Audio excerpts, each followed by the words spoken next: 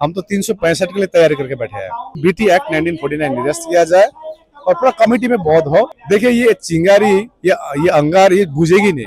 अभी 29 जुलाई को कम से कम फाइनल हियरिंग के बाद चल रहे प्रोसेस चल रही है, हम उसको मानेंगे। सरकार तो सालों साल तो नहीं रहेंगे ना, उनको तो बदला जा सकता है। एक सिंगल हियरिंग के लिए 13 साल 14 साल क्यों लग रहा है? कम से कम हियरिंग में आप यस या नो तो कीजिए। हमारे भिक्षुगण 12-12 दिन तक पानी नहीं पिया था। अभी हम लोग कोर्ट में विश्वास रखे, जब सरकार भी कोर्ट दिखा रहा है, किरण रिजिजू भी कोर्ट दिखा रहा है। आज के दिन में लगभग 50 जगह से ज्यादा में धरने में बैठे हुए हमारे बौद्ध। जैसे अनिल कपूर का एक फिल्म था, एक दिन का मुख्यमंत्री, हम बोले बौद्धों को 1 साल दीजिए खाली। महाबोधि बौद्ध विहार का आंदोलन जो है वो अब दिल्ली में संसद भवन के पास, संसद का सत्र भी चल रहा है, मामला सुप्रीम कोर्ट में भी है और इस आंदोलन को जो नेतृत्व कर रहे हैं आकाश लामा, वो हमारे साथ है।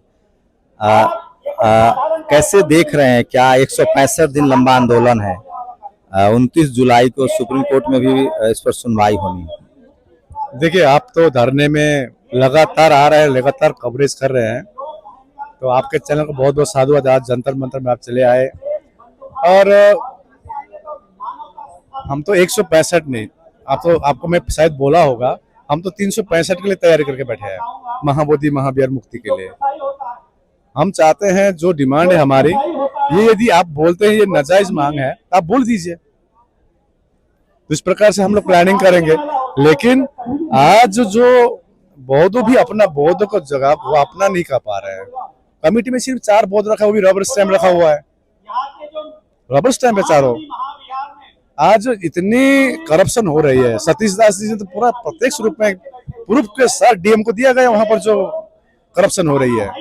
तो हमारी कुछ भी इससे मांग नहीं है, बीटी एक्ट 1949 निरस्त किया जाए और पूरा कमेटी में बौद्ध हो, ये हमारी मुख्य मांग है।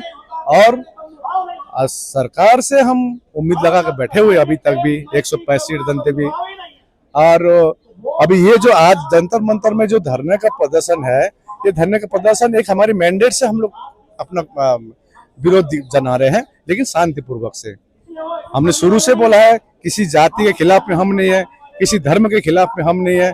हमको खाली एक ही कहना है कि जिस प्रकार से दूसरे धर्मों के अपने मंदिर हो, मस्जिद हो, गुरुद्वारा हो, वहां पर उसी धर्म के लोग रहते हैं कमेटी में, तो हमारे बिहार में भी तो हम ही होना चाहिए ना बुद्धिस्ट।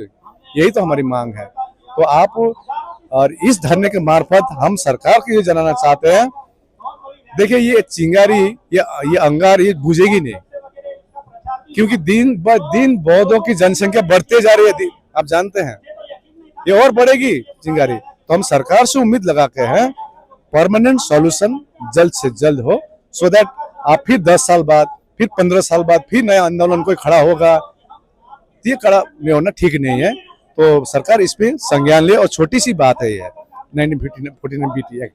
आकाश लामा जी, राज्य और केंद्र दोनों सरकार से आपने लगातार बातचीत की कोशिश की है, किस तरह के रिस्पांस रहे हैं ताकि आपके जो समर्थक हैं, जो बुद्ध अनुयायी हैं, उनको पता चले? रिस्पांस देखिए, हमको 27 फरवरी में भी बुलाया गया था, पटना में गए थे, होम सेक्रेटरी ने कहा था आपका मांग जायज है, डीएम मान रहा है आपका मांग जायज है, आप 10 दिन वेट कीजिए, कुछ सॉल्यूशन होगी। अभी तक सॉल्यूशन नहीं हुए। अब राज्य सरकार बोल रहे हैं अभी कोर्ट में विचाराधीन है, ठीक है, हम कोर्ट में भी विश्वास करते हैं। अभी 29 जुलाई को कम से कम फाइनल हियरिंग के बाद चल रहे प्रोसेस चल रही है, हम उसको मानेंगे। लेकिन कोर्ट तो हम कुछ नहीं बोल पाएंगे, लेकिन सरकार को बोल पाएंगे हम। मैं सरकार पर ही सवाल था कि केंद्र सरकार और राज्य सरकार दोनों से आपने कोशिश की है जी, तो किस तरह का रिस्पांस है, क्या आश्वासन मिल रहा है, या आपको लग रहा है उन पर भरोसा जच रहा है कि वो कुछ रास्ता निकालेंगे? जरूर, देखिए भरोसा तो एक नागरिक को तो सरकार के ऊपर रखना ही पड़ेगा, कोई भी सरकार हो। यदि सरकार अपने नागरिक के हक अधिकार के आधार पर यदि काम नहीं करते हैं, तो सरकार तो सालों साल तो नहीं रहेंगे ना, उनको तो बदला जा सकता है। आपके इस आंदोलन के बाद सुप्रीम कोर्ट में भी सरगर्मी बढ़ी और जो सुप्रीम कोर्ट ने कहा कि ये इतना सालों से मामला लंबित है, इस पर सुनवाई की जाए, 29 जुलाई है। किस तरह की आपकी तैयारी है, किस तरह का लीगल असिस्टेंस ले रहे हैं, किस तरह के वकील हैं आपके साथ? देखिए, सुप्रीम कोर्ट में जो 2012 में भंते सुरेश देसाई ने रिट पिटीशन फाइल की थी, हम लोग ने धरने स्थल से इंटरव्यू एप्लीकेशन डाला, कुछ लोगों ने रिट पिटीशन डाला था, उनका रिट पिटीशन खारिज कर दिया गया 30 जून को। लेकिन हम लोग ने वो भंते सुरेश देसाई का जो रिट पिटीशन को आधार बनाते हुए इंटरवेन एप्लीकेशन डाले थे, उसके आधार पर हम लोग ने प्रश्न किए थे कि एक सिंगल हियरिंग के लिए 13 साल 14 साल क्यों लग रहा है। कम से कम हियरिंग में आप यस या नो तो कीजिए। तो कम से कम 16 मई में तो हियरिंग हुई है और 29 तारीख को फाइनल हियरिंग की प्रोसेस चल रही है और हम पूरा उम्मीद लगा बैठे हैं सरकार इसमें हस्तक्षेप लेकर एक बिल पास कर बौद्धों को न्याय देंगे, हम पूरा विश्वास है। कैसा समर्थन मिल रहा है देश भर से, क्योंकि 165 दिन लगातार आंदोलन चलाना बहुत बड़ा चैलेंज है, और किस तरह की तकलीफें सामने आ रही है? देखिए, हम महाबोधि महाविहार के लिए जैसे भी तकलीफ सहने के लिए हम लोग तैयार हैं। ये दृढ़ संकल्पित आप पहले दिन से देखे हैं कि हमारे भिक्षुगण 12-12 दिन तक पानी नहीं पिया था। आप जानते हैं ये सब चीज। आज 25 तारीख से बोधगया में जितने धरने चल रहा है, वहाँ भंते लोग कह रहे थे अनशन हम लोग करेंगे। हम बोले अनशन भी करने का जरूरत नहीं है। अभी हम लोग कोर्ट में विश्वास रखे। जब सरकार भी कोर्ट दिखा रहा है, किरण रिजिजू भी कोर्ट दिखा रहा है, और कोर्ट में विश्वास रखे। इसके जो होमवर्क करना था हम लोग कर लिए हैं। हमारे सुप्रीम कोर्ट के एडवोकेट यहाँ आए हुए हैं, आप उनसे बात कर सकते हैं। तो अभी शांतिपूर्वक से बैठे, हमें अपनी शांतिपूर्वक मांग रखे, अपनी डिमांड रखे, बौद्धों को न्याय के लिए डिमांड रखे, और 29 तारीख को कोशिश हो इसमें बिगाड़ने का कोशिश किया जाएगा। लेकिन हमको एक टारगेट लेके चलना है।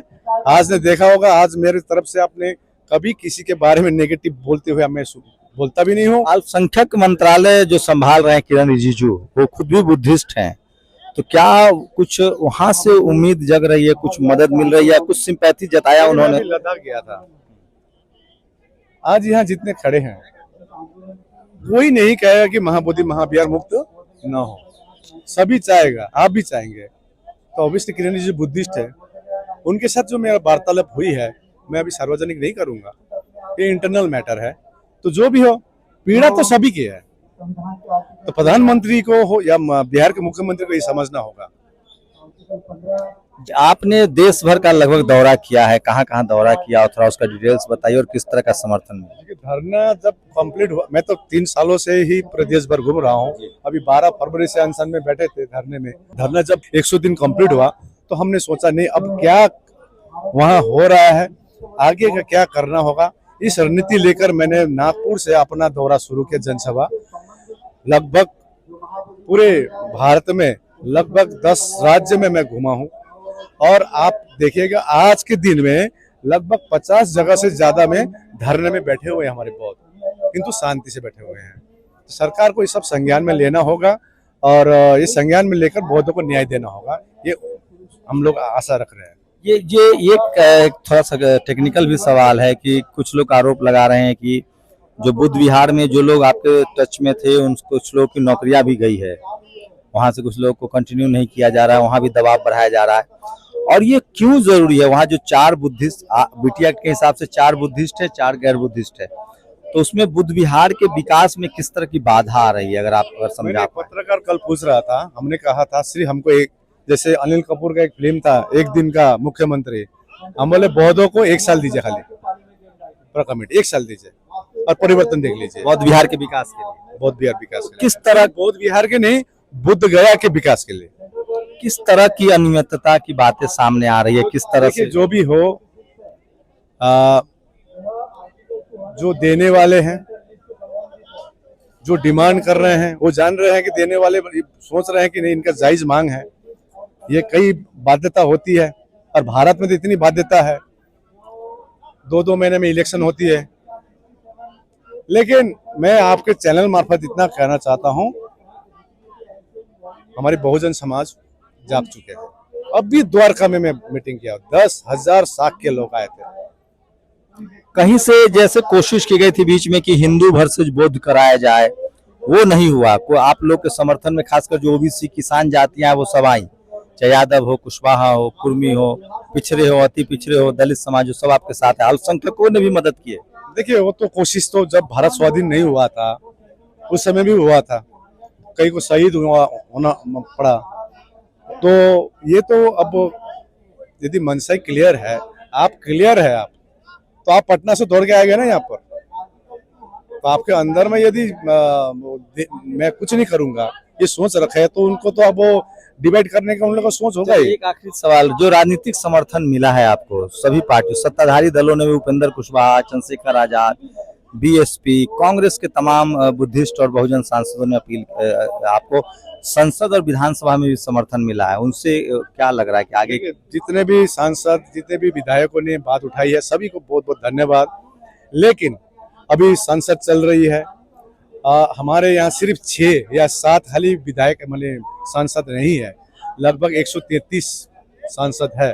इन सब से अनुरोध करते चाहते हैं कि आज आप जो मुकाम में बैठे हैं ये किसकी बदौलत है, जस्ट आप आंख बंद करके बैठिए। 50% कम से कम बुद्धिस्ट हम माने कि बुद्धिस्ट अनुयायी सांसद है, 50% तो 200 हम उनसे यही अनुरोध कर सकते हैं कि वर्तमान ना देखे, फ्यूचर देखकर काम करे और भविष्य पीढ़ी को देखकर काम करे, आने वाले बच्चे को देखकर काम करे, यही मैं कहना चाहता हूँ। और भारत देश तभी विश्व गुरु बनेगी जब बुद्ध के दर्शन में जाएंगे। तो खुश होना पड़ेगा आपको। 29 जुलाई को सुप्रीम कोर्ट में सुनवाई है, 2 दिनों का 25 और 26 को जंतर मंतर पर धरना है आपका। क्या ये धरना लगातार अनवरत, अगर कुछ आपके पक्ष में फैसले नहीं आते हैं तो जारी रहेगा? ये 29, मैंने आपको कहा 165 दिन आज धरना बोधगया में हो रहा है, हम तो 365 दिनों के लिए भी रेडी है। अब जो भी करना है वो सामूहिक रूप पर 29 तारीख के बाद ही हम लोग डिसीजन लेंगे। जी बहुत बहुत शुक्रिया। तो ये थे आकाश लामा जो इस आंदोलन को संचालित कर रहे हैं, लीड कर रहे हैं, और 165 दिनों से बुद्ध विहार आंदोलन चल रहा है और अभी आंदोलन जो है जंतर मंतर पर है।